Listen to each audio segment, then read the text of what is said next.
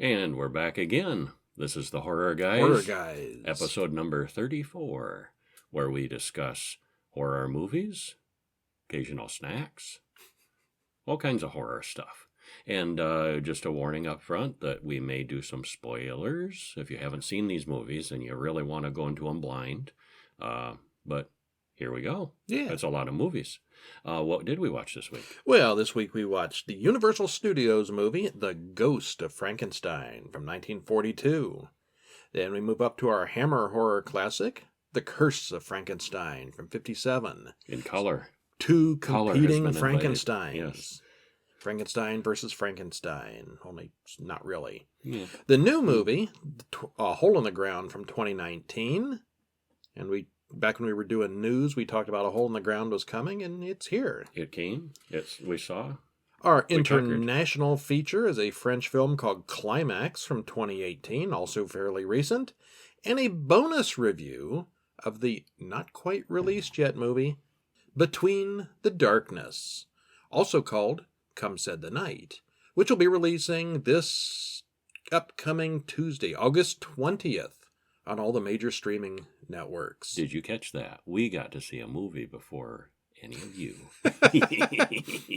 Yeah. It was pretty good, too. It was. It was surprisingly good. Yeah. Well, that's a lot of movie talk. So here we go. But before the movies, you hungry? Starting last week, we're going to start talking about our weekly snacks. This week's episode brought to you by Pop Rocks. Did you know that they still make Pop Rocks? Pop Rocks? Yeah, this is a 30th anniversary packaging where they've gone retro. In case you don't know what Pop Rocks are, they're these little candy nuggets. They're just basically sugar and carbon dioxide. It's powder. They take the like a fizzy soda, but it's solidified and yeah. Uh-huh.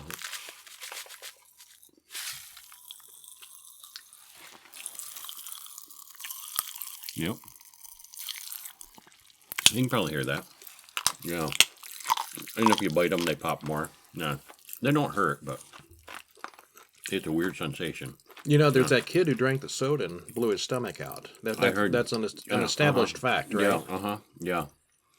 My friend's cousin's friend, that happened to him. Yeah. In the 80s. Yeah. Mm-hmm. 30th anniversary of Pop Rocks, and that story still goes strong. So anyway, they're basically flavored sugar. They're tasty. And they're loud. And fun to eat. Yeah, they are. Yeah. Uh-huh. You know you're not supposed to chew them because they'll blow your teeth out. Mm-hmm. There's probably more urban legends with this candy than anything I can think of. But they've been around for a while, so the urban legends are... 30th anniversary, so yeah, definitely. It's bound to have happened to somebody. Yeah. Probably has. Yeah. So anyway, I think I should continue to eat these the whole Oh, yeah, because we don't have enough static and noise as it goes already.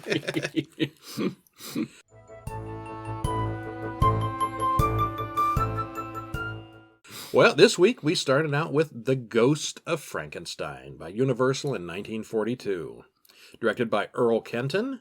Haven't seen anything by him before. Mm-mm. Written by Scott Darling and Eric Taylor. Stars Cedric Hardwicke, Lon Chaney Jr., and Ralph Bellamy. Yeah, it's 1 hour, 7 minutes. It's different Frankenstein monster this time. No Karloff. No Karloff this time. But they got Lon Chaney Jr., a different horror icon. Mm-hmm. I don't know how well he was known at this point. He was the star of The Wolfman. He was pretty well known. Yeah. Yeah. Man of 500 Faces. 250. They get lower every generation. Before we get into it, thumbs up, thumbs down. Where does this rank on the scale? Yeah. Middle of the road, 5, 6. This is probably 6. This is not the best Frankenstein movie. Mm-mm. This is not the second best Frankenstein movie. Well, part of it was... I won't say it's the worst, but it's down the list of ways. Yeah. The makeup, Boris Karloff was so expressive, Lon Chaney Jr. looks like he's wearing a rubber mask. Very unexpressive, very rubbery looking face. Very stiff. And very stiff very, in his motions, but Herman Munster-ish more than Frankenstein. Yeah, a little more so. Yeah. I was much less impressed with him as the monster. Yeah. Yeah. In the look and his actions. Yeah. Yeah. Well, it starts out with there's a town meeting where the mayor recaps what happened in The Son of Frankenstein. Previous movie was The Son of Frankenstein. That was the one where the monster was dug up, basically. They recharged him, and in the end, they buried him in the sulfur pit at the end. Mm-hmm. And dead forever, Never of course. see him again. No. Until the next movie. Igor, however, has been seen in the woods playing his horn, trying to lure the monster back to him. But the monster's dead, so that's not going to happen. Right, yeah. The people want the castle destroyed. They think it's cursed. They blame all their troubles on the Castle Frankenstein and the Curse of Frankenstein that's still lingering, and that's why our crops don't grow and the animals die and all these terrible things happen and the dogs and cats are sleeping together. And It's the castle's fault. It's all the Frankenstein's fault. So, they have had some problems from that castle. So they're going to blow it to the ground and level it and be done once and for all. So the villagers come to the castle with explosives. Igor doesn't like that. They see Igor up there, and he starts throwing rocks at them. These are big castle-sized rocks. Yeah. They blow open the doors of the castle and storm in while Igor goes down into the dungeon to make his escape. Igor finally finds his friend. The monster has been unearthed in the explosion. Yeah, ironically, the villagers, in their attempt to destroy the castle, have freed the monster. He had been buried in the sulfur pits at the end of the previous movie. Mm-hmm. The two make their way out through the cemetery as the rest of the castle falls down. The villagers don't notice. They're sneaking out while they're occupied destroying the castle. The evil pair decide to leave the country for a better place. And this is the point of the movie I think that they really could have expanded on, or maybe even made a movie, the Madcap Adventures of this road trip. Buddy movie. Buddy movie, yeah, as they go, Frankenstein and Igor do Europe. Mm-hmm, on a road trip. Family vacation. Uh-huh. But they don't much. It's kind of a, they leave they're here, and they arrive. There. Yeah. On the trip, Frankenstein is struck by lightning, and it rejuvenates him. They then decide to go see Ludwig, Dr. Frankenstein's other son. So I don't know why they called it the Ghost of Frankenstein. There is a ghost. Yeah. They should have called it the other son of Frankenstein. The other son of Frankenstein, yeah. And then the next movie would be the other son. Yeah, they could really get carried away. Frankenstein's cousin's brother's ugly dog. Right, yeah. Actually, there was a Dracula's dog movie. Dracula's dog? It wasn't called Dracula's Dog, but it was The Hound of Dracula. Wow. No, I can't not think. familiar with that one. I can't think of the Yogon or something like that. It was a Hammer movie. Okay. I believe Christopher Lee was in it too. Of course. Briefly. Meanwhile, Ludwig is working on brain transplants in the hospital. Can you imagine what a Frankenstein family reunion must be like? Yeah. I'm a psychiatrist. I'm doing brain transplants. I've brought the dead back to life. All trying to one-up each other. Yeah. Igor and Frank arrive in town and head straight for the hospital. Frankenstein monster grabs the nearest little girl and climbs up a building. The little girl is fine, but the police then grab the monster. Yeah, they're freaking Captured. out, understandably. Yeah. Igor goes to see Dr. Ludwig Frankenstein. He wants the doctor to fix the creature. Igor blackmails the doctor into helping him. I don't want to help with this monster. It's terrible. You will. Yeah. And of course, Igor is Bela Lugosi, so he's got that accent. Yeah. You will. Mm-hmm. After Igor leaves, the doctor opens a secret compartment where his father's and brother's journals are stored. Turns out he's way more interested in helping out than he was letting on. Yeah, he knows all about this line of work. He's just looking for the excuse. Mm-hmm. The monster goes on trial in town, but he doesn't speak. Somehow he's forgotten how to speak again. Yeah. Bride of the Frankenstein, he was doing pretty good talking. And he doesn't have much facial expression or anything at all. It's just kind of... I mean, you can see Lon Chaney Jr.'s face in there, so it wasn't a rubber mask, but no expressions, really. Yeah, just a couple times of hint of a kind of an evil-looking smile. Yeah. But not much acting going on there. Yeah. The judge and lawyers think the monster is an insane man, and the local psychiatrist, Dr. Frankenstein, might be able to help. Frankenstein says he's never seen the monster before in his life, and the monster then gets mad and goes berserk, until he hears Igor playing his horn. Mm-hmm. Igor puts him in the back of a wagon and speeds away. So how about those courtroom bailiffs? Is that the best security you've ever seen in a courtroom? That was great. It's like he breaks one chain loose and everybody runs. Including the They bailiffs. go out and hop in a wagon and leave town, and they're like, yep, they escaped. Yeah, they got away. Look at that. Don't go after them or nothing. Yeah. Elsa, Ludwig's daughter, snoops in her father's study and reads the Frankenstein journals. So this is granddaughter of Frankenstein. The big Frankenstein. Yeah. Frankenstein's, yeah. Yeah. Huh? Uh-huh. Yeah. Yeah. Family tree time. Yeah. Yeah. As she reads, we get a quick flashback to the first movie. This is actual footage of Cullen Clive bringing the monster to life. Mm-hmm. She looks up and sees Igor and the monster looking in the window. Hi. We're watching you. Yeah. They break in and kill Dr. Kettering. Hmm. And it's an asylum, basically. They have several did we doctors. mention Dr. Kettering before now? No. Okay. He's just another Yeah. one of the doctors Another there in the doctor. mental hospital. Yeah. Yeah. They kill Dr. Kettering, and Frankenstein then floods the room with gas, knocking Igor out, and finally the monster falls down as well. Mm-hmm. Takes him longer. Secret gas. Yeah. Frankenstein straps the monster down to a table and gets Dr. Boehmer to help. He wants to dissect him piece by piece. But then he talks to the ghost of the original Dr. Frankenstein and learns that the problem originally was the defective brain that was used.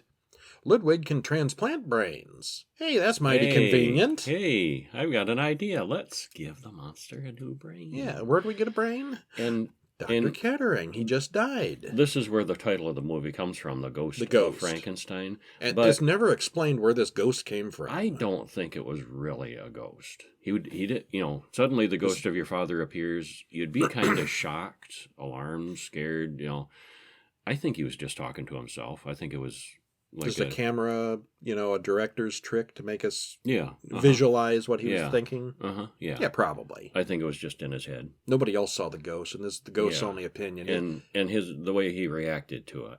Yeah. It was just like you're Oh, having a it's a ghost. conversation with yourself, which is kind of what he was doing. But the name of the movie is The Ghost of Frankenstein. This is like the So they had pivotal to- name, and it's so they just had not to that big of a show- deal. Yeah, it really isn't. Yeah. Yeah, this is the very weak Ghost of Frankenstein. Yeah, and you never see him again in the rest of the movie. Yeah, it's just a plot device. Yeah.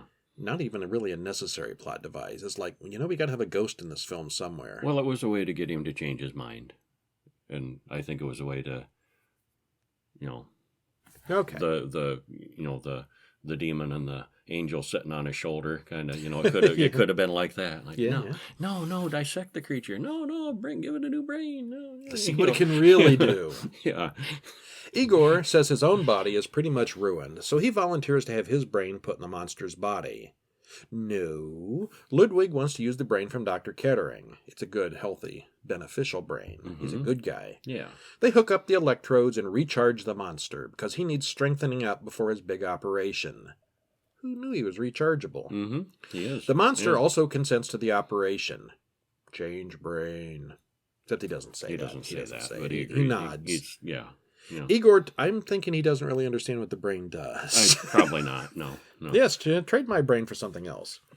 Igor talks to Dr. Boehmer and tempts him with power. He still wants to be put in the monster's head. Mm-hmm.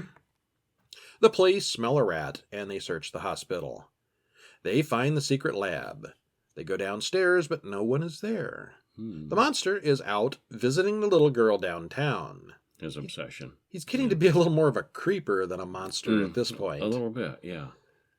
Frankenstein's pedophile. Igor calls him away with his horn, but this time he takes the girl with him. Of course, he accidentally sets her house on fire on the way out as well. Mm-hmm. Yeah. He and Igor argue, and the monster squashes him behind a door. They're finally ready for the operation. Igor is convinced that this is what he wants to do, so Boehmer switches the brains without telling Ludwig. And his body's even worse now that Frankenstein beat up on him. Yeah, he's not gonna live. Yeah. Or maybe he's already dead at this point. No, I think he's he's not dead, but Dying. Yeah, dying from his wounds. Yeah. So. 2 weeks pass, and the villagers are still looking for the missing little girl. They decide Frankenstein must be involved, just like the castle was killing the sheep. Mm-hmm. So they storm the hospital. The police get there first, and Frankenstein explains what happened with the brain transplant. The monster now speaks with Igor's voice and accent.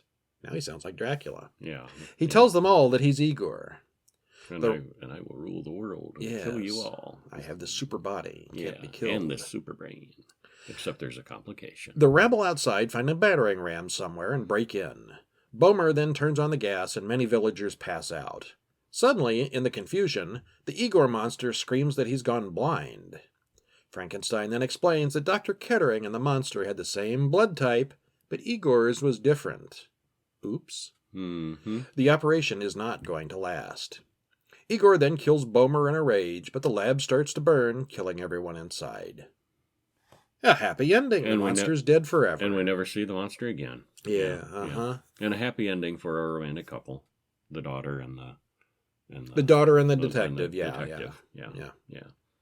They have to throw that in. Yeah, got it. Well, why? 'Cause Why do we need a love interest in these two minor characters that have... Because it was the 40s and it was universal. And they always got to have a happy ending for somebody. Yeah, pretty much. This is the first of the series without Boris Karloff. The monster looks quite a bit... Lon Chaney Jr. looks quite a bit different in the role, younger and stronger, but also a lot less menacing. Bela Lugosi as Igor is as good as he was in the previous movie, and Dr. Frankenstein tries repeatedly to do the right thing here, and ends up being the only doctor to be killed in his own movie. Mm-hmm. Yeah, all the others more or less got away at the end. Yeah. They died off screen later sometimes. Yeah, not this one. Lon Chaney Jr. was great in The Wolfman, but he was kind of wasted here, essentially making the monster into a caricature of his former self. Yeah. The monster may have made a star out of Karloff, but in this case, lightning didn't strike twice. See what I did there? I see what you did there. I'd give it a 4 on the 10 scale. Give it a 6. Okay. Yeah. 5.5, 6. Probably not. We haven't seen all the Frankensteins yet. I'm sure that there's worse to come. I would go so far as to say this is probably the worst one we've seen so far. I agree. Yeah. Weakest.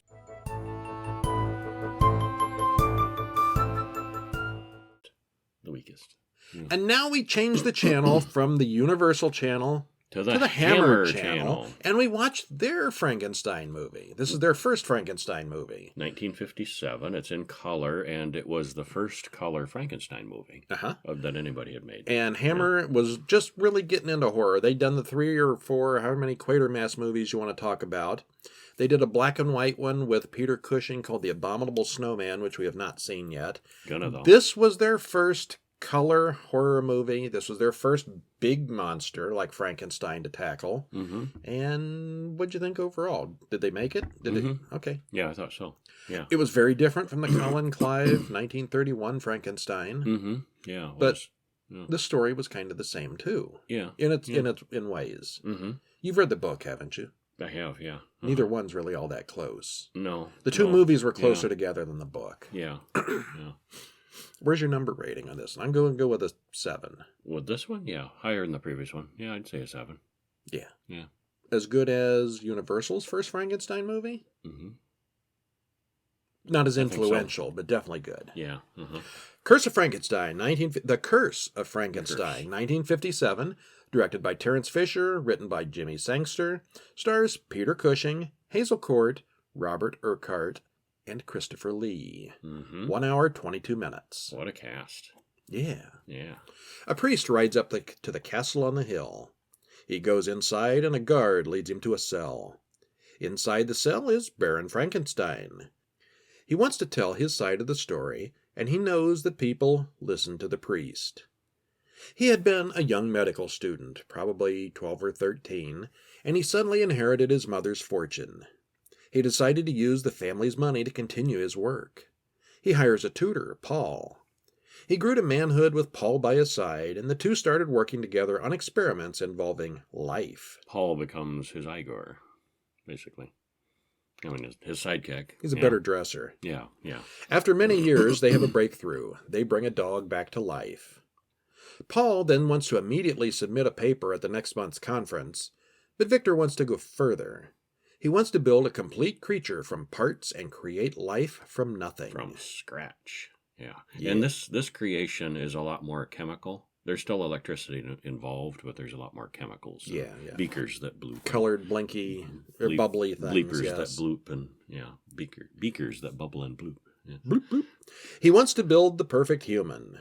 Paul tells him that would be wrong, as it goes against nature. There's always one. There's always one. Yeah. What does he know? They know of a man who was hanged for robbery last week, and the body is still hanging there.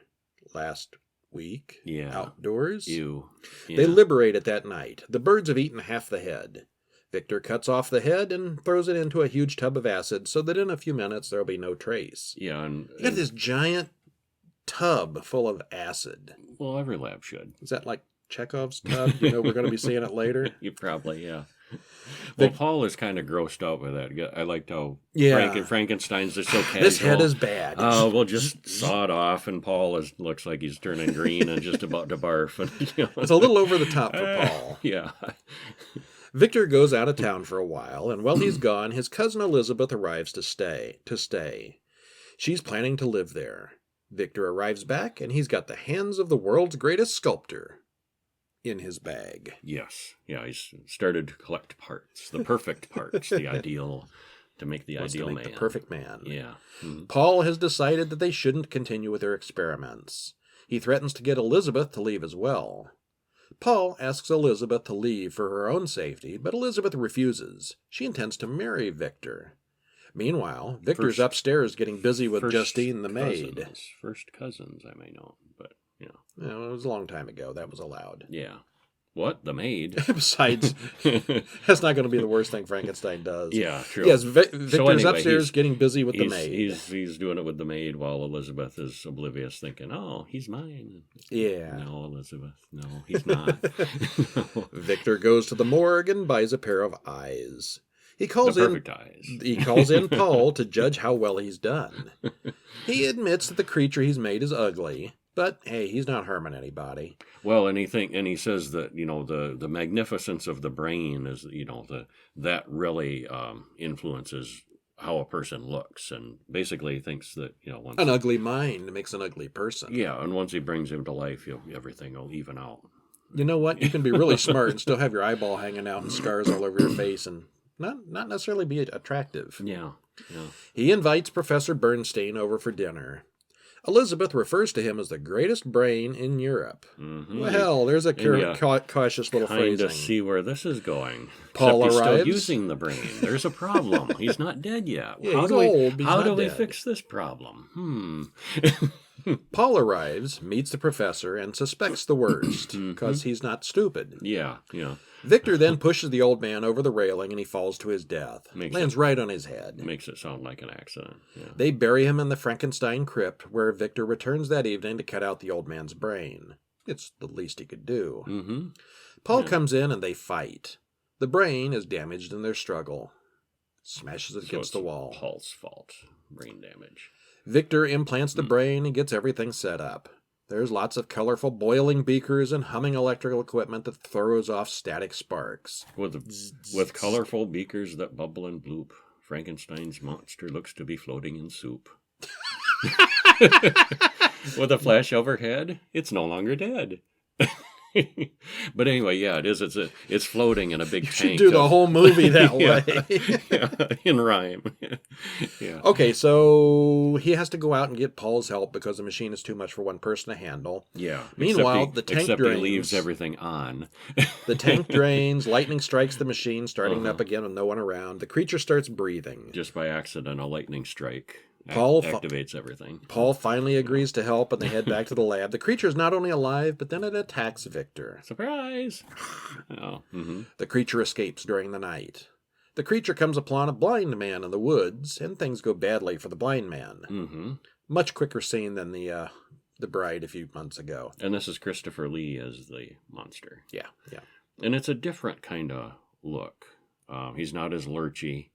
Kind of one side of his face especially is very scarred up and damaged, and one eye is all white and blind, and yeah, it's a kind of. He looks like a failed surgery, look. But yeah, more like the Mummy, I think, than supernatural, more surgical. Yes, yeah, yeah, more realistic, I guess you'd say. Yeah, more realistically surgical of what this mishmash would look like. I mean, if you put a bunch of dead body parts together, it wouldn't come out looking like Boris Karloff's monster. No, not necessarily. I mean, the man's head had to have looked like that before he died. Yeah. It was not assembled from pieces. Yeah, and he's not greenish. He's Christopher Lee. He's very white, very pale. Pale. Yeah. Not healthy looking. Victor and Paul then find the monster roaming in the woods, and Paul shoots its eye out, and it dies. Yeah, killed by a bullet. End of the monster. They bury it in the woods. Paul then says he's leaving. He's had enough of this stuff. Mm-hmm. Victor goes back to the lab, and he's got the creature there. He already dug it back up. And he promises he'll give it life again. Mm-hmm. It really is dead. Justine the maid is jealous of Elizabeth. Justine says she's pregnant with Victor's child. She then threatens to tell the authorities about his work. Yeah, that doesn't work for somebody as crazy as Frankenstein. Yeah. That night, she goes snooping in the lab, looking for some kind of proof to get Victor locked up. Mm-hmm. As she searches the lab, she finds the monster, now alive again. She tries to run, but Victor locks her in there with him, and she's killed. Yeah, that's the thing about animating a dead. If it gets killed, you can bring it back to life again. Round 2. Yeah. Elizabeth then invites Paul to the wedding. Paul doesn't show for the wedding, but he does come later that night after the celebrations are over. Paul, of course, thinks that the monster business is done, but he's in for a little bit of a surprise. Mm-hmm. Victor gives the creature orders, and it barely obeys him. Paul then mocks its superior intellect. Well, that was Paul's fault for, fighting and mashing the brain against the wall. Maybe. So, yeah. Maybe. Victor's... But it might have came out bad anyway. But Well, Victor says the creature's stupidity is Paul's fault. Yeah. Victor vows to get another brain, and we're eyeing Paul at this point. Mm-hmm. Paul then runs off, and Victor goes in pursuit. Maybe he's thinking that too. Come back. Elizabeth goes upstairs to see what the commotion was about. The monster starts pulling at the chain and frees itself far too easily, just as Elizabeth opens the door. Well, he did make the best prime parts, and he's strong. Yeah, he's stronger than a normal person. Yeah, stronger than a human. Paul and Victor see the monster on the roof with Elizabeth. Paul runs toward the village while Victor goes up after the monster. Victor shoots the monster, and it comes after him. He then throws an oil lamp on it, setting the monster on fire. It then falls through the window and into the acid pit, leaving no trace or evidence that it ever really existed. We then flash to the present, where Dr. Frankenstein is in prison talking to the priest. Paul and Elizabeth comes to visit. Paul refuses to support Victor's story. Monster? What monster? Yeah, there's no evidence of that. Yeah, and he's on death row for killing Justine the maid. They found the body somewhere, and he couldn't explain it without the monster there. Yeah. No, really, there was a creature, and And then we end with Victor being led up the hill to the guillotine, which is a French device, and this all took place in Germany, so something doesn't add up there. Yeah. Well, the version we watched was color, but very low quality color. It's better than a VHS tape, but not great. It seemed like the perfect quality for a late-night 1980s TV movie. Mm-hmm. Yeah. Yeah, it was not real sharp. It needs restoring. Yeah, it could. A remastering. Yeah. Christopher Lee looks nothing at all like Boris Karloff's monster. He's tall, gaunt, and much more like a man assembled from parts. Mm-hmm. He's fast, dangerous, and only mildly pitiful. And one thing I noticed, too, when he comes... when he's animated, when they're out of the room, and then they come back, the bandages are all there. He took the bandages off and put on clothes. So he was functional enough at some level to know dressed. To take the bandages off and get dressed. Because then when he's out in the woods with the blind man and everything, he's wearing a coat and overcoat and stuff. Yeah. Yeah. Well, in the original movie... I think he was a little bit more intelligent, a little bit more functional than the original Universal Frankenstein. A confused man who woke up from an operation. Very confused, yeah. Of course, Frankenstein in the original in 1931, you feel a little bit of pity or empathy for him. You don't for this guy. He wants to make friends. He's being abused by everyone. They scream and run away from him, and he just wants to be loved. Yeah. This one, he's just kind of wandering the rampaging. Mm-hmm. There's nothing to pity there. Yeah, no sympathy, really. Yeah. Cushing gives off an evil air, even as he obsesses over his work. Mm-hmm. You can tell he's willing to kill to advance. Well, he does kill to advance experiments, or even just cover things up. Yeah, it's a ruthless Frankenstein. In most of the Universal Frankenstein movies, the Doctor is working on things that man was not meant to know, but they still usually had their hearts and motivations in the right places. They want to advance science. They want to advance medicine. They want to bring the dead back to life. These aren't bad things. Just a megalomaniac. Arrogant, obsessive, and murderous. Yeah, he's our first evil Dr. Frankenstein. Yeah. Yeah. You always have to wonder how these experiments would have turned out if they had used a healthy brain. Yeah, especially this one. Yeah. Both here and in the original. Yeah. Mm-hmm. Why do these scientists always associate with these do-gooder goobers who say there are some things that man was not meant to know? Hello, they're scientists! Yeah.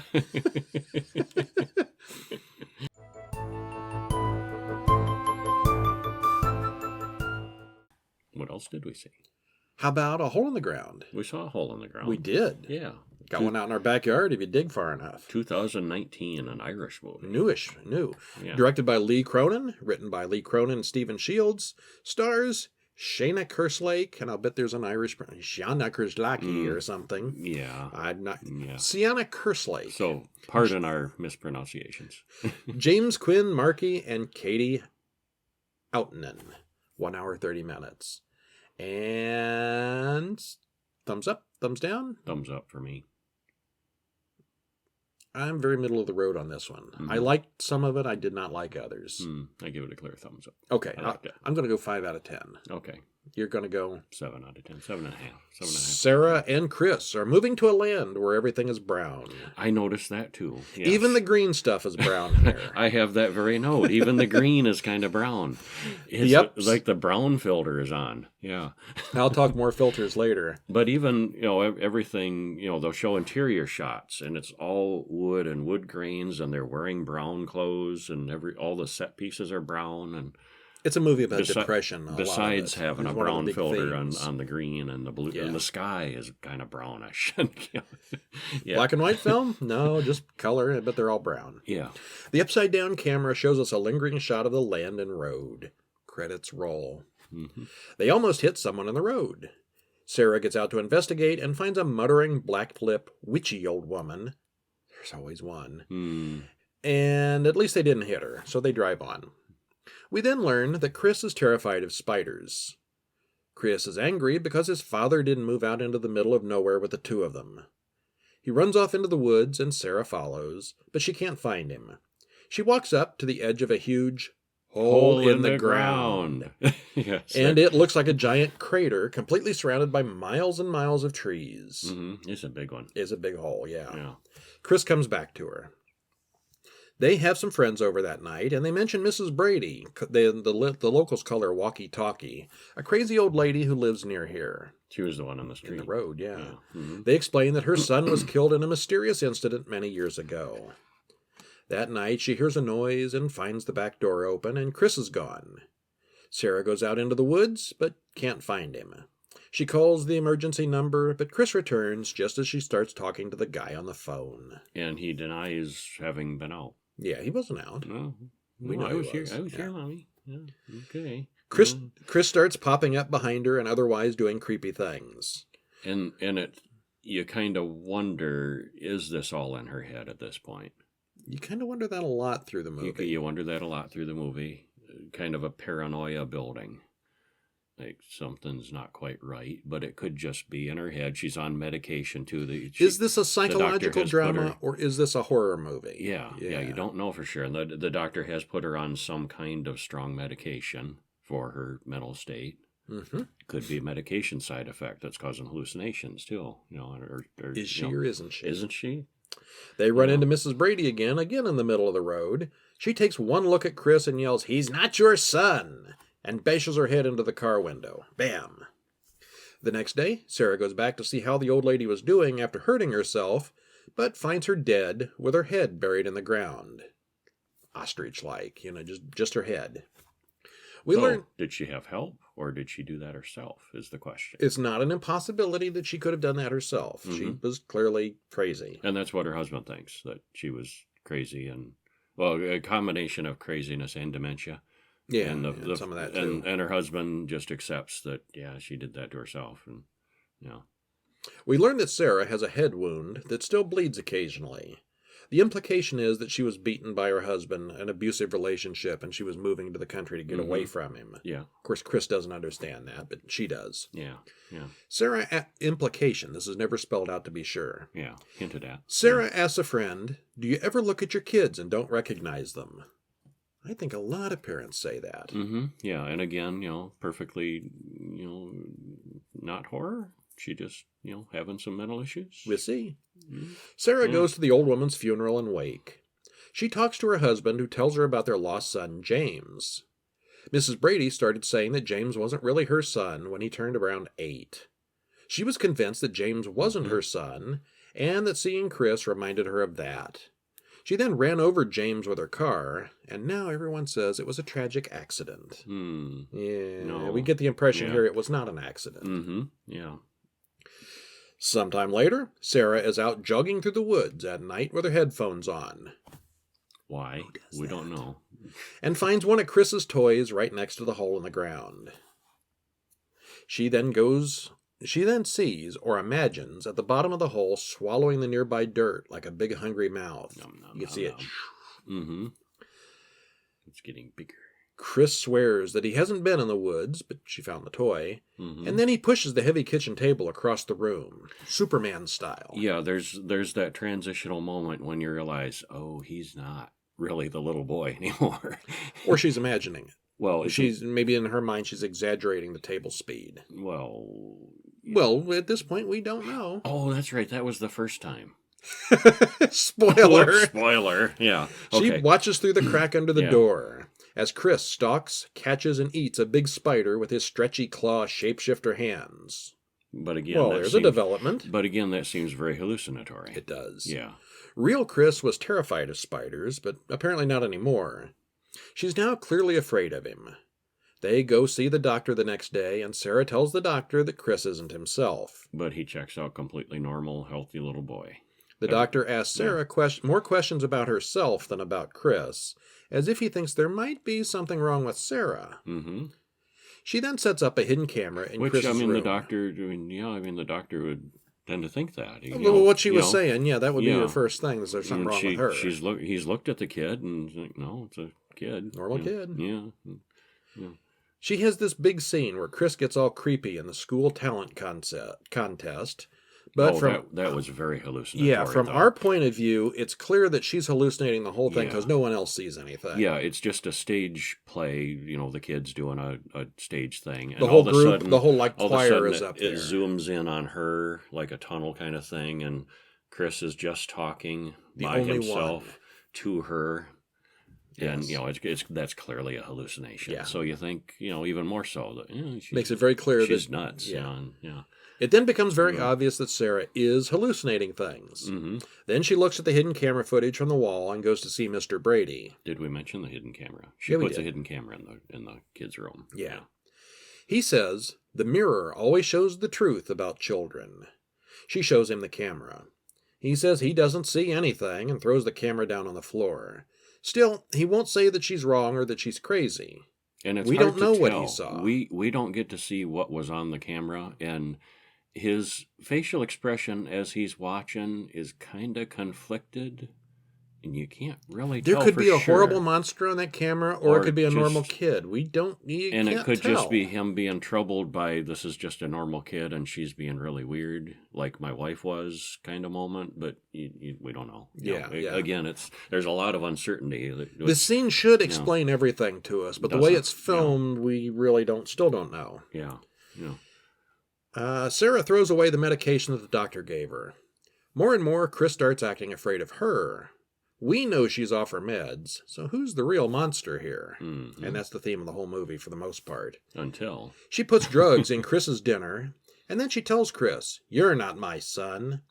He then throws her across the room and beats the crap out of her severely. Again, Superman style. And that's the moment we realize, he's really, that's it's pretty obvious. I forgot about the first table push, which could have been either way, but this way is definitively, You could still argue this one even. No, I don't think so. I don't think so either. No, not at that point. She wakes up and finds him digging a hole for her. He buries her head face down in the dirt, just like the old lady.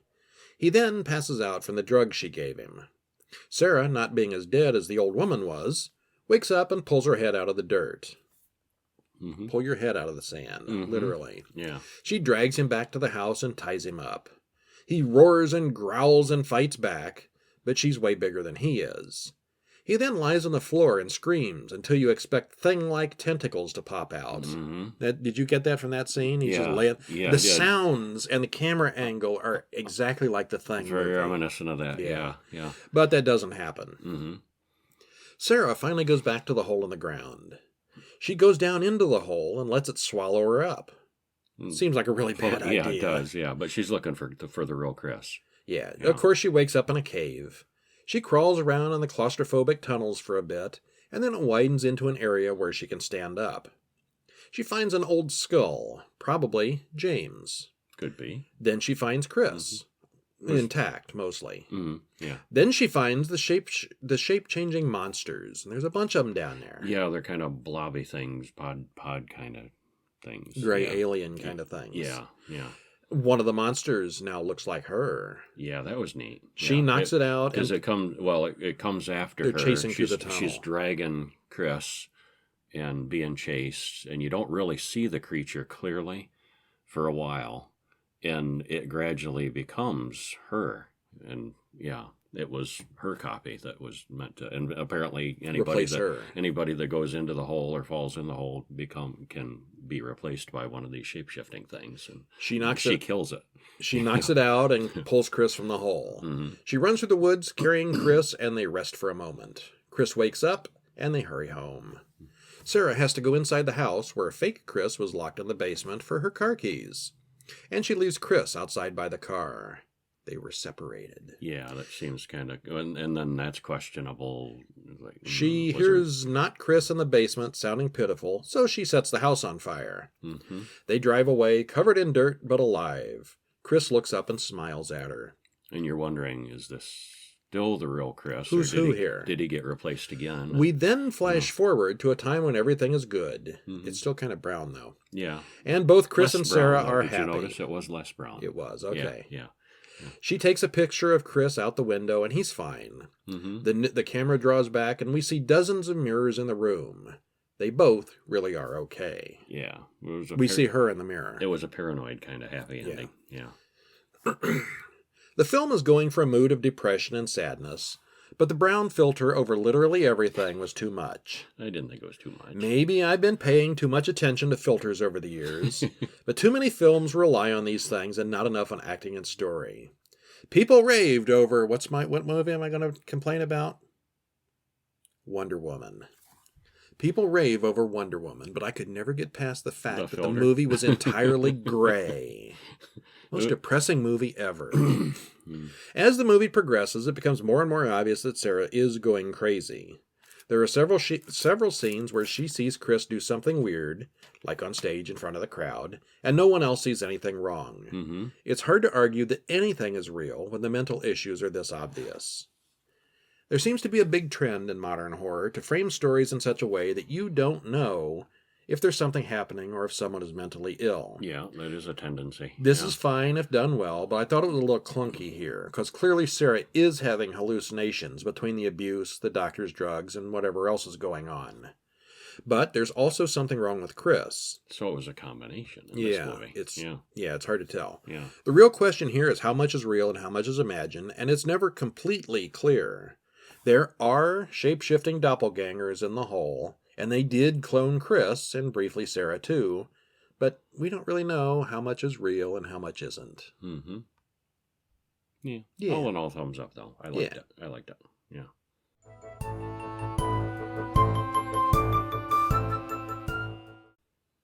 How about other movies? Something dark?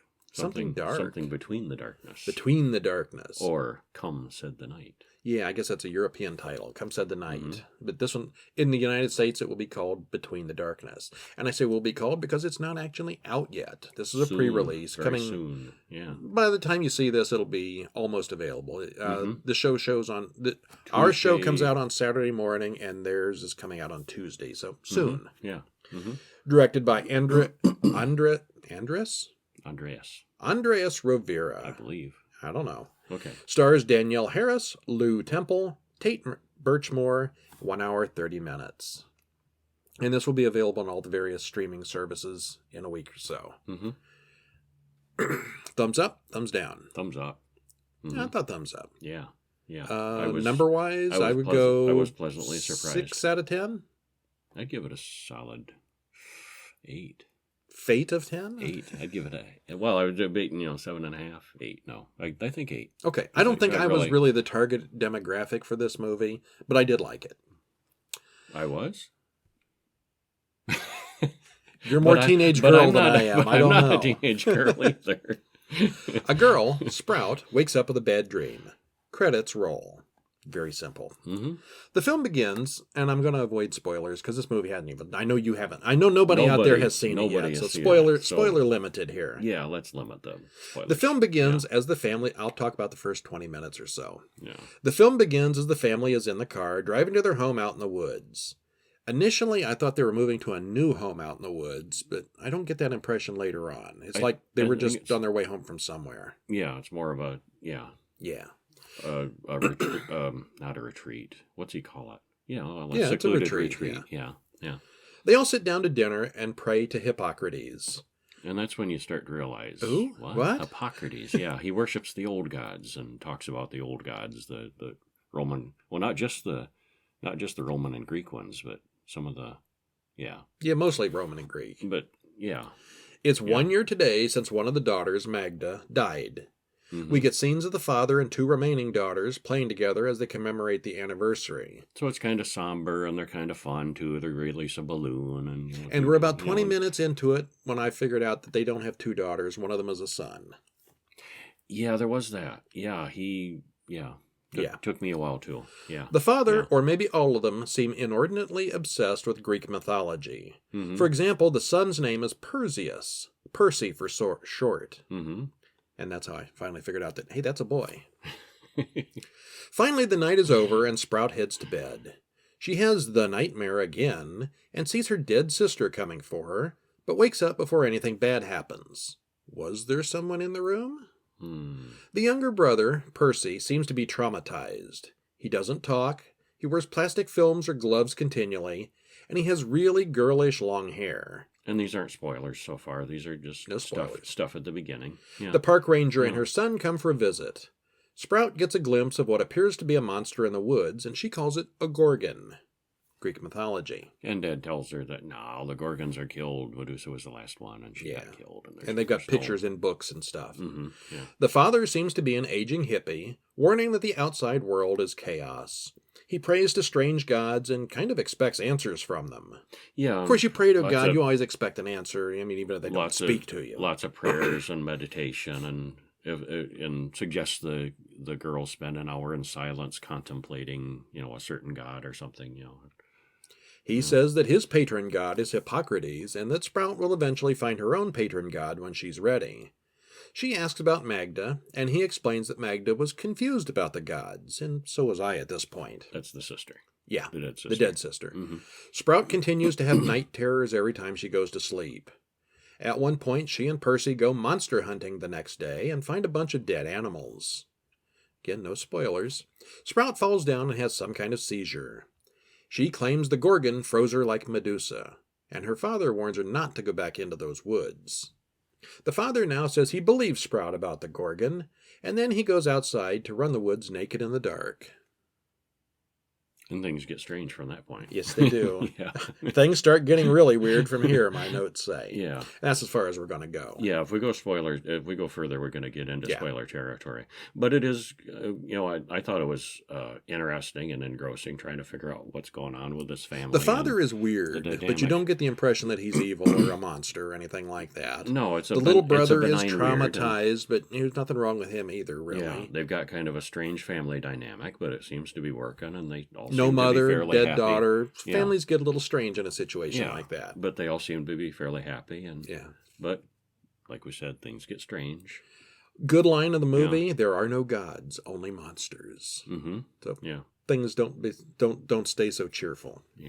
The scenes of the thing creeping around outside Sprout's bed are genuinely well done. Mm-hmm. Who hasn't experienced night terrors at least once?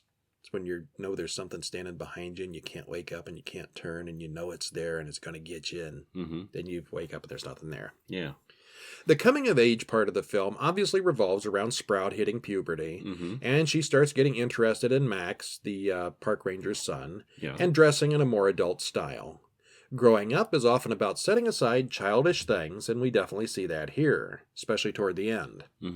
Parents are rarely what we think growing up, and as we see here, sometimes they're not even close. So there is, there's that transition of childish thinking to adult thinking, and the child's perception of a parent versus a more adult perception of a parent. And, childhood versus adulthood, as she is touching on puberty. And Still, does anybody in the modern age, even crazy people, really believe in the Greek gods and monsters anymore? Do people pray to Hippocrates and Jupiter? Actually, yes. Yes, there are still, actually. Okay. Yeah, there are some. This belief is such an integral part of the movie, but it seems like a bit much of a stretch, I thought, to accept this. And you're saying it's not that unusual. Well, it's unusual, but yeah. People do it? I thought it was believable. Yeah. Okay. Yeah. The acting is impressive all around. Lou Temple changes significantly from what you see initially until the conclusion of the movie, and it all seems a more or less natural progression. Nicole Maria Sherman as Sprout is fascinating to watch as she finally starts to realize that her world makes no sense. It's unusual and her brother too. It's unusual to find child actors who are that talented and the actor who played Percy close to their own ages. The actor who played Percy was fine in the role, but I couldn't help thinking that I was watching the annoying little girl from Hereditary several times. There were times where he reminded me of her. Yeah, there's a big resemblance. Definite, in action and looks, from certain angles, and definite. Yeah. Overall, I liked it. I'm probably not the demographic for a teenage girl's coming-of-age story, but once the strangeness began, I was thoroughly hooked. I was hooked. I thought it was fascinating and so pleasantly surprised, too, because you go into some movies and they're low budget and independent and they're not always. They're so artsy-fartsy, abstract, and psychedelic. And this was not like that. This was a straightforward movie. Yeah, it was really well done. There's a story. There's great actors and good writing. And, really well done. Yeah. Dark Coast will release the film onto digital streaming platforms August 20th on Amazon, iTunes, In Demand, DirecTV, Vudu, Fandango, Vimeo On Demand, AT&T, Google Play, and Sling Dish. So pretty much anywhere that streams movies. That's not Netflix, but it sounds like it's about everybody else. A wide release, yeah. So we definitely, I especially recommend checking that out. Yeah. If it sounds like something you'd like, you probably will. Yeah. Okay.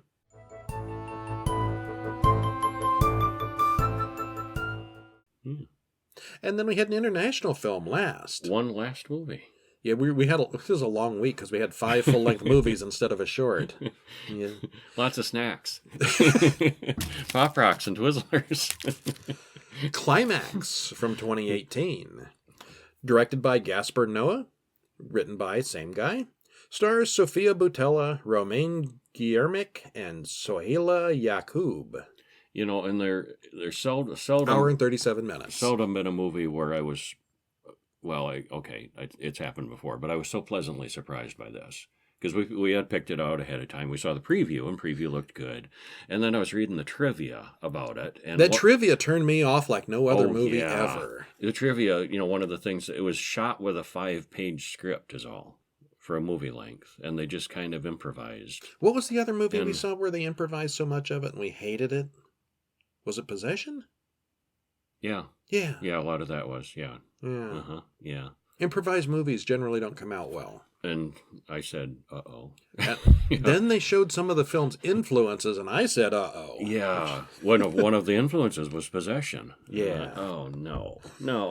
So we fully went into this expecting... I was expecting dread. A load of crap. Yeah. And I was so pleasantly surprised. So was I. Yeah. Thumbs up for me. I'm going to give it a very good 8. Me too. Maybe a 9. Yeah. I liked it way more than I thought I would. Approaching 9, yeah. Takes place in 1996. Yeah, so no cell phones. That's the only thing that really matters. No computers, no cell phones. Mm-hmm. Yeah. We see a half-dressed girl walking through the snow. She falls down and screams hysterically, rolling around in the snow. She leaves a trail of blood behind her as she crawls on. Then she stops, frozen or bled to death, we don't know. credits roll. Mm-hmm. Very weird and far too detailed credits. Mm-hmm. It's a great wall of text kind of credits. And then Actually, these are the end credits, showing now for artsy-fartsy reasons. And then they have the... And my eyes are rolling at this point. Beginning credits in the middle and the title at the end. Yeah. Yeah, it was kind of... Why? It was weird. For artsy-fartsy reasons. Artsy-fartsy, yeah. We then cut to a video. We see a TV in the middle of our screen. Over on the side, there's videotapes. On this side, there's books. Mm-hmm. And next to the TV, we see a pile of videotapes, which include Possession. Suspiria, Possession, Schizophrenia, Harry Carey, and some others. And if you've been watching us for a while, you know our opinion of both Suspiria and Possession. Yeah, so... These are not the influences we were looking forward to seeing. No. Those are my two worst movies that we have reviewed. Yeah, me too. Yeah. Yeah. Uh-huh. So at this point, just from seeing that, I was expecting this to really be bad. And it wasn't. It was really good. Yeah. But then we start out with a collection of young people being interviewed about dancing. Yeah, just short questions, answers. What would you do? Yeah. How far would you go? Yeah. What would you do if you couldn't dance? Why do you dance? And typical all interview kinds of questions like that. Mm-hmm. They get asked about drugs, and most of them said they don't do drugs. Mm-hmm. Hey, they're professional dancers. You can't be high all the time and do that. It's bad for your body. Yeah. Mm. After the video interviews are over, the actual credits roll. Yeah. We cut to a dance studio then with many people dancing. These are clearly the same people we just saw in the video interviews, and they're actually very good dancers. It's a very good dance. Opening dance scene was amazing. Yeah. We see them all do their thing, and it's a very entertaining scene. Super athletic and super talented, and it was good. Yeah, they're good. Yeah. Afterwards, there's a little party where they celebrate, and they all congratulate each other on a great dance. Yeah, they've been rehearsing for a show. This is a show they're putting together, and rehearsal's done, and now there's a party to blow off some steam and have some fun. Yeah. They're just casual music is playing now, and they're casual. Even the casual dancing just for fun is all kinds of cool stuff to watch, too. And, there is a child there, but he's specifically not allowed to drink the sangria. Most everyone else has some, and it's a fairly tame party. Yeah, what was the woman's role? She was the dance director, the woman who made the sangria. I don't think she was a dancer. She owned the building. She wasn't a dancer. Some sort of administration. Some administrator of the group. Yeah, and it's her kid that she has there. I got the kind of feeling that maybe they lived upstairs. No, I don't think so. They put the child to sleep up there. I think that was just a building they were using. Okay. Though. I don't think they really lived there. Yeah. One of the girls says this is not a good place for a kid. But everything looks pretty wholesome for the most part as far as I could tell. Mm-hmm. Then the same girl asks at the same line, "You ever have an abortion?" Apparently she has children on the mind for some reason. Mm-hmm. And her friend answers, "It's good to have the choice." Mm-hmm. It sounded kind of political there, didn't it? A little bit, yeah. It's an odd conversation, but it does foreshadow things to come. A little later, someone mentions that the first girl is pregnant. Mm-hmm. Meanwhile, the little boy Tito goes upstairs to be put to bed. One dancer mentions that this is supposedly a safe place where it's okay to take drugs. And there is one girl there snorting coke, and some of the dancers judge her negatively. Mm-hmm. A lot of them are judging each other for one thing or another. Yeah, it's really dancers. It's really interesting. It breaks apart into little groups, couples, and small groups having conversations. And there's not so much story, but you kind of get to know these people as it goes from group to group. There are several segments of the movie. The initial opening scene with the dead girl outside. Mm-hmm. Then there's a scene where they interview the people on TV. There's the big dance scene.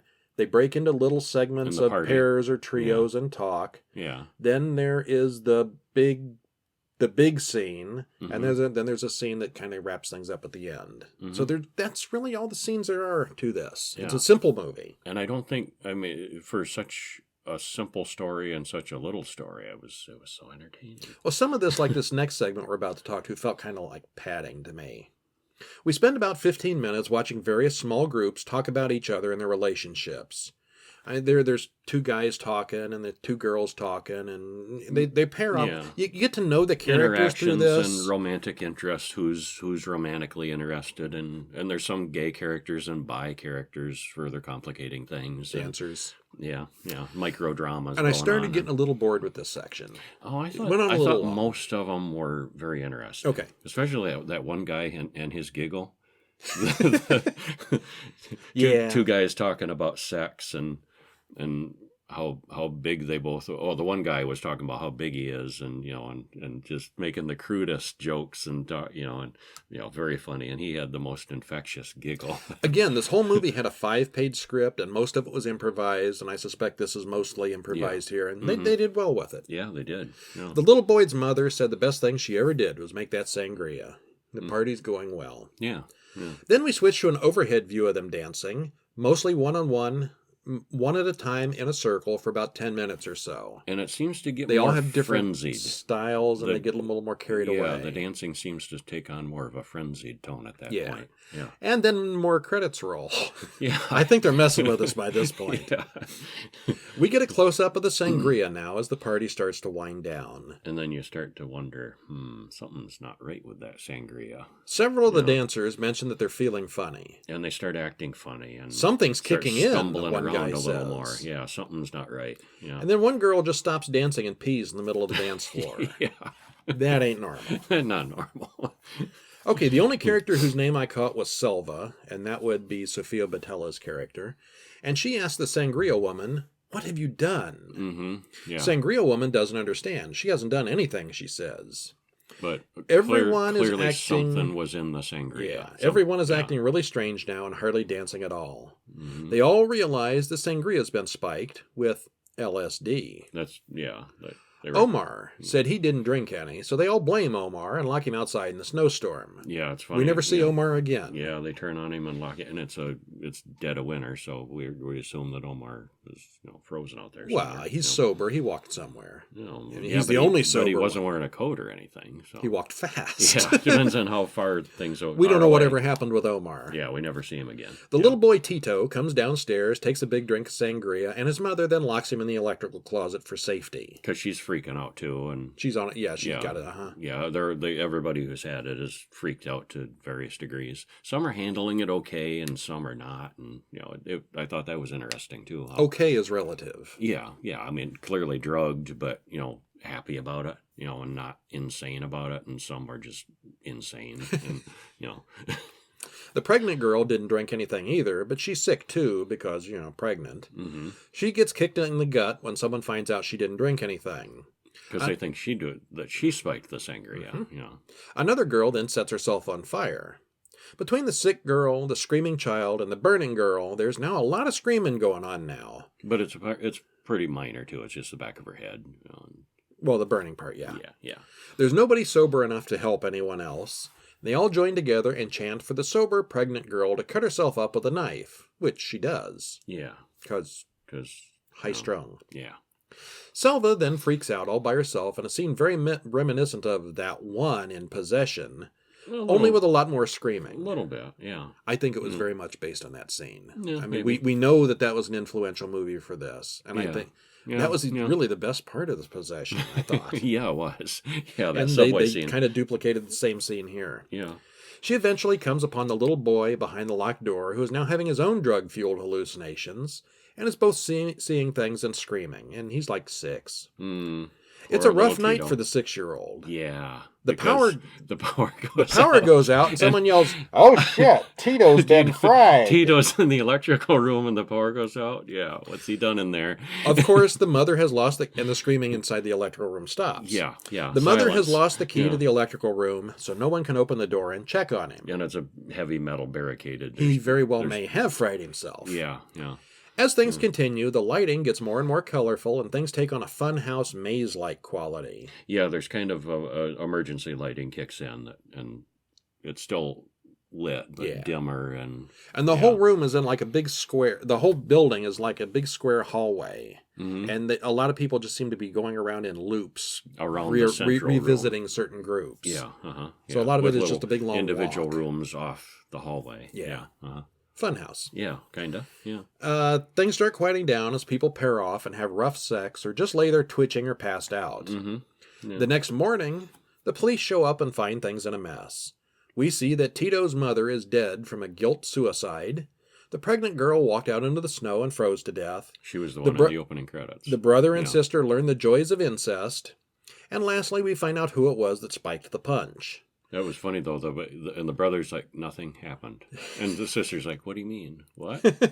Because I don't think she remembers it. And he's like, nothing happened. Where, yes, we're laying here naked together. Nothing happened. Little Tito is laying in the electrical room, and we still don't know if he's dead or sleeping it off. We don't know what happened to him. Yeah. Lastly, the title of the movie shows up. The beginning. The climax. The climax at the climax. Yeah. Climax is... It's not the climax, it's just climax is the title. It's the end, yeah. But yeah. The end credits is the opening credits, really. Yeah, it was confusing. The film had a 5-page script, and the actors were told to improvise. Apart from the first big dance scene, everything else was improvised and shot in chronological order. Oh, and you didn't mention, or maybe you're gonna, the second half of the movie, 142-minute continuous shot. Mm-hmm. There was no editing. It was just one continuous... And following, not the same person, but going all around the hallways. Yeah, it all switched around main the characters for a while. Switched around, but yeah, one continuous 42-minute shot. That was impressive. Yeah. Actually, the second half of the movie is almost entirely one long, unbroken... Listen, I mean, there's notes, saying the same thing that I just said. The main moral of the story, if you want to learn something from this story, is if your mother tells you to go to bed, stay there and don't come back to the party. Yeah, and don't drink the sangria if she tells you not to. Yeah. For the first hour, I was starting to doubt this would venture into horror territory, but it definitely did. Yeah, kind of. It's a different kind of horror, but it's definitely in the realm. And a bit of a whodunit, too. There was little to no real plot here. Yeah, the whole time I was like, all these people are high as anything. Who put the LSD in? Mm-hmm. We find out and it makes sense. We do find out, yeah. Mm-hmm. There is no plot here, no real plot here, but the character interactions create a story for most of the characters. It's not going to be for everyone, but I was surprisingly mesmerized by the whole thing. Me too. Way better than I expected. Yes. That's one I'd watch again. Yeah, it would be interesting to see a second time. Yeah, for sure. Yeah. And that is our show. Yeah, it is. Thanks for joining us. Stop in at Horror Guys during the week for updates, website things, and reviews. Website things. Website things. That's vague. Things, stuff and things. Oh, well, to comment upon the podcast or contact us. If you're on YouTube, give us a thumbs up, like and share. If you're listening to the podcast, stop on over to wherever you get your podcasts and leave us a review. We'd love to see it. We'd also love to hear from your emails. Mm-hmm. Yeah. Get ready for next week, because we'll be watching the Universal Studio flick, Frankenstein Meets the Wolfman from 1943. But Frankenstein was killed and destroyed at the end of the last movie. How can they have more Frankenstein? Surprise. Oh, okay. Yeah, so this is our first Versus movie. Mm-hmm. The drive-in classic is Dracula from 1958. This is the Hammer Dracula, Christopher Lee. Christopher Lee's first Dracula. Mm-hmm. And the newer movie Event Horizon from 1997. Mm-hmm. We've heard that there's going to be an Event Horizon TV series coming up, so I wanted to go back and see that one again. Yep, horror, science fiction. And I'll tell you right now, the first time I saw Event Horizon, I thought it was the worst sci-fi movie I had ever seen. I liked it a lot. For 13 years, I hated Event Horizon. And now you've seen it again? From a horror point of view, my mind may have changed. Tune in next week and find out. And our international feature next time will be Inside from 2007. Give those a watch this week and see if your opinion matches ours. Yeah. I'm Brian. I'm Kevin. We're the Horror Guys, and we'll see you next week. See ya. Ooh, Pop Rocks.